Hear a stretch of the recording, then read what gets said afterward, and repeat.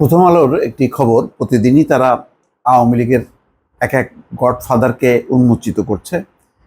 যথেষ্ট পরিমাণ তথ্য অনুসন্ধান করে বিস্তারিতভাবে পুঙ্খানুপুঙ্খ তথ্যগুলো সেগুলি সামনে আনছে। এগুলি জানা দরকার। এগুলি ইতিহাস। আওয়ামী লীগ 15 বছর জনগণের সমর্থন ছাড়া কিভাবে ক্ষমতায় ছিল এবং সেই ক্ষমতায় থাকতে যেয়ে তাদেরকে অনেকগুলো গডফাদার বানাতে হয়েছে।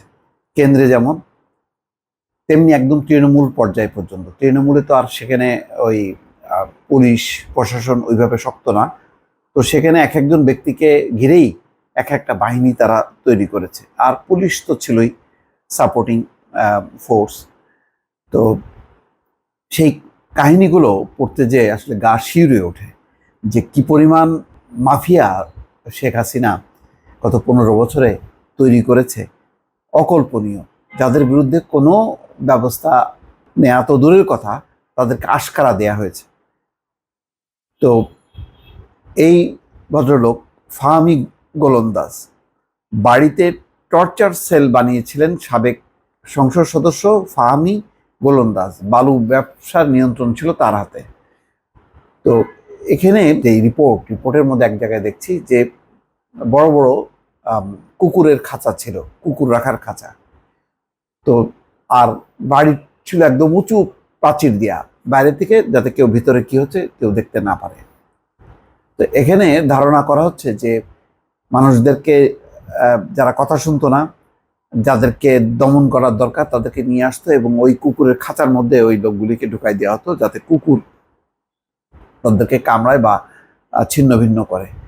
ভয়ঙ্কর এই কাহিনী, যে এই কাহিনীটা আজকে প্রকাশ করলো প্রথম আলো। এখানে বলা হচ্ছে 3 স্তরে উঁচু সীমানা প্রাচীরের 2টি প্রাচীর ভেঙে পড়ে আছে। বাড়ির ভেতরে ভাঙচুর করা হয়েছে, আগুন দেওয়া হয়েছে কোথাও কোথাও। তালাবদ্ধ দোতলা ভবন। ভাঙা বাড়িটি দেখতে আসছেন আশেপাশের লোকজন, নারী, পুরুষ এবং শিশুরা। এগুলি এক একটা জাদুঘরের রূপ নিয়েছে অনেক জায়গায় তাদের ঘর বাড়িগুলো। সালটিয়া গ্রামের আব্দুর রাজ্জাক নামের এক বৃদ্ধ বলেন, প্রতিদিন আমি এই বাড়ির সামনে দিয়ে গেছি। উঁচু বাউন্ডারি থাকায় কোনোদিন ভিতরে কিছু দেখার সুযোগ হয়নি। শুনছি যে বাড়িটার ভেতরে মানুষরে ধৈরা নিয়ে নির্যাতন করা হতো। ময়মনসিংহের গফরগাঁও উপজেলার সালটিয়া ইউনিয়নের বাগুয়া এলাকায় অবস্থিত এই বাড়ি সাবেক এমপি ফাহামি গোলন্দাজ ওরফে বাবেলের। আওয়ামী লীগ সরকারের পতনের পর তিনি আত্মগোপনে গেলে গত 5ই আগস্ট তার বাড়িতে হামলার চেষ্টা করা হয়। 7ই সেপ্টেম্বর ভোরে একদল লোক বাড়ির 2টি ফটক গুঁড়িয়ে দিয়ে ভেতরে প্রবেশ করে, টর্চার সেল আখ্যা দিয়ে তার বাড়িতে ভাঙচুর চালায়। এই সময় একটি টিন শেডের ঘরে অগ্নিসংযোগ করা হয়, পুড়িয়ে দেওয়া হয় 2টি গাড়ি। 9 সেপ্টেম্বর বাড়িটি ঘুরে দেখতে দেখতে হঠাৎ চোখ আটকে যায় পেছনের দিকে পুকুর পাড়ের একটি টিনের চালার নিচে 3টি লোহার খাঁচা ছিল। খাঁচাগুলো শূন্য।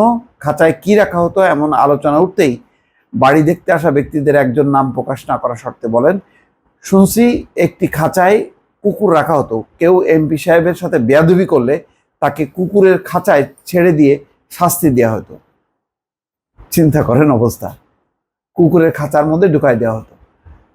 2014 সালে প্রথমবার ময়মনসিংহ 10 গফরগাঁও আসনের সংসদ সদস্য নির্বাচিত হবার পর থেকে ফাহামি গোলন্দাজের বেপরোয়া শাসন শুরু হয় বলে অভিযোগ করেছে স্থানীয় বাসিন্দা এবং রাজনৈতিক দলের নেতাকর্মীরা। আসলে এদেরকে অ্যারেস্ট করে এই গণ আদালত না বসালে পুরো চিত্রটা সামনে আসবে না এবং এদেরকে দৃষ্টান্তমূলক শাস্তি খুবই অপরিহার্য। জানি না এই ফাহামি গোলন্দাজ দেশে আছে নাকি দেশ ছেড়ে ভেগে ভারতে চলে গেছে বা অন্য কোনো দেশে। দর্শক ভালো থাকবেন। আল্লাহ হাফেজ।